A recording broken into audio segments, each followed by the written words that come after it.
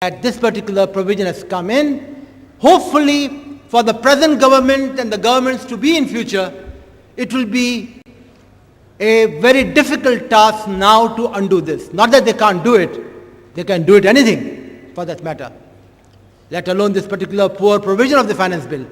But hopefully, they will be hard put to justify as to why capital gains once made taxable has been withdrawn. The next thing I will go to would be the tax credit for investment in plant and machinery. To say the least, it has been done in a very half-hearted manner. It's too feeble and weak a fiscal incentive if the avowed objective has been to promote industrialization, to give a helping hand to the industry, to escalate the level of their plant and machinery, which is now in many cases obsolete and redundant, and for them to come up with balancing modernization and replacement. If the idea is to give them the fiscal incentive as a support, then please allow me to say this is perhaps not going to happen. Why? Because the provision is, the incentive is in the form of 10% of the tax payable. Just come to think of it, a large industrial enterprise going for any scheme of modernization, replacement or balancing, incurring huge expenditure, would be entitled to the initial and the normal depreciation, and there may perhaps not be any tax payable in the first year. And therefore, there is no provision for the rollover of this tax credit, for the carry forward of this tax credit. Unlike its counterpart in the repeal law, section 107A and AA, where this tax credit was allowed on the amount of investment made rather than 10% of the tax payable. That made some sense. And there's yet another anomaly, practically speaking. What is the kind of investment that would qualify for, in monetary terms? Only a mere replacement of some machinery of 50,000 will give me a 10% reduction in tax payable? The way the law has been expressed, the construction is that 10% of the tax payable, if the amount invested and incurred in the time frame of July 10 and June 15, you will be entitled to tax credit. That's about all. I think perhaps the necessary degree of thought and reflection has not gone into this particular item while framing the provision.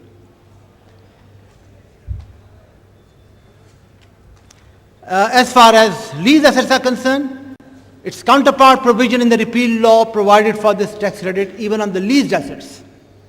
There is no such provision unless it is fully owned by the industrial undertaking itself. And the industrial undertaking definition has been defined. It has been inserted again without any substantial change. I really fail to understand what was the need for amending this definition in clause 29C of section 2, but they have done it. So in substance, the definition of industrial undertaking remains the same as was before. And the tax credit is not on the amount of investment, it is on the amount calculated with reference to tax payable. What is the kind of investment that will qualify? God knows. Some may not be able to claim this tax credit at a huge amount of investment, and somebody may be able to claim it with a paltry investment. How far it is fair and how far it is workable, I really cannot express any view right now. Then there's another scheme of tax credit which has been brought in. You said time and again, and there are two schools of thought. Time and again we have been contending, and I for one belong to this school of thought, that there should be a reasonable gap in the tax rate applicable to the listed companies as opposed to the unlisted ones. And I've always advocated that. And it has been there for many, many years, and for the last few years, obviously, it has come at par. As you all know, it is at 35% today. Now, since not very many companies are getting listed, perhaps last year we had not more than half a dozen, maybe that is more. I can count on the fingers. Since not very many companies are getting listed on the stock exchange, and some tell me, validly or invalidly, I don't know, that this is because of your code of corporate governance, companies are not going public, and because of your code of corporate governance, listed companies which are already there are getting delisted. I leave it to their best judgment, and I will take this in a charitable view.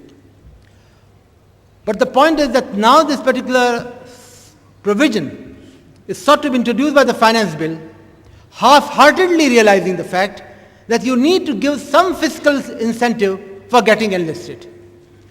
But the kind of provision that has been sought to be brought in is again very, very feeble, very weak, half-heartedly.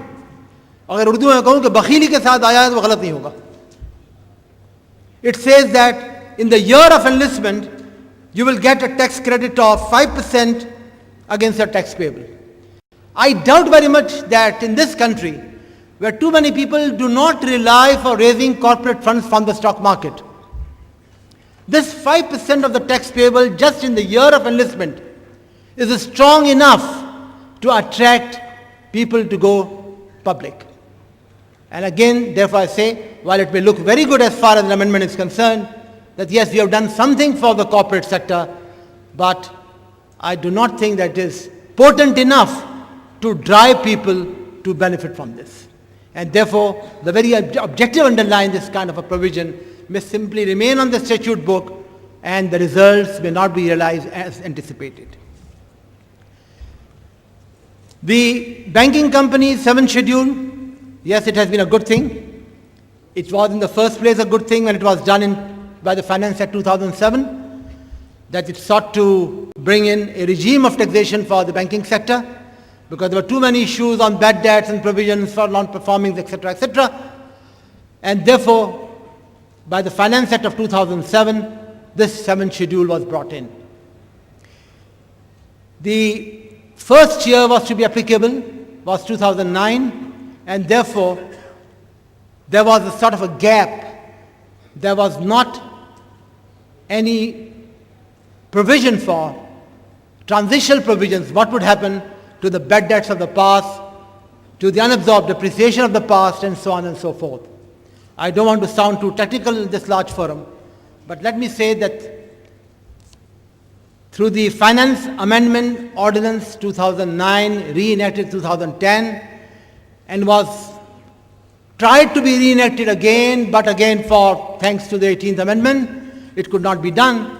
So those provisions have been transplanted now through the finance bill in the 7th schedule. And through this, the banking sector, the banking industry, would be able to avail, because there was a lacuna in that 7th schedule originally drafted. There was a lacuna that the previous bad debts you were to claim now, there was no provision for that. Then the provision for doubtful ones were capped at 1% of the total advances. And before I forget, let me say that the finance bill seeks to introduce a good amendment that for consumer finance and SME loans, this provision can go as high as 5% of the total advances of that particular category. But the difference is, although I must contend 1% is not enough, 1% of the total advanced portfolio, of course excluding consumers and SME loan, is not enough. It should have been raised at least to 2%, and they have done 5% for SMEs, okay, that is fine. But while doing the amendment, they should have at least given some thought to the fact whether this 1% is adequate enough or not. I only pray and hope that the banking sector remains intact, but with the kind of things that you have been knowing and hearing and reading about our economy and the directionless economy that we have, we only hope and pray that the banking sector remains unimpacted by that to a large degree. Because should that happen, then this 1% is not going to take care of that. It should have been raised suitably. The difference between this 1% and 5% notably is that if this 1% is in excess of, the provision is in excess of this 1%, then there was a rollover provision as far as this 1% provision is concerned. There is no rollover provision as far as SME loans and consumer loans are concerned. This is the basic difference between the two. And again, through these transitional provisions, past unabsorbed depreciation is taken care of. Banking industry will be able to claim, which they were not able to do for want of this amendment, they will be able to do now should they have any amount of unabsorbed depreciation to claim. Now this is the fundamental change as far as the 7th schedule is concerned. One can go into the details of that further, but time will not permit us. Advance tax, there is, not for the corporate sector as such, but there is a change, And the change is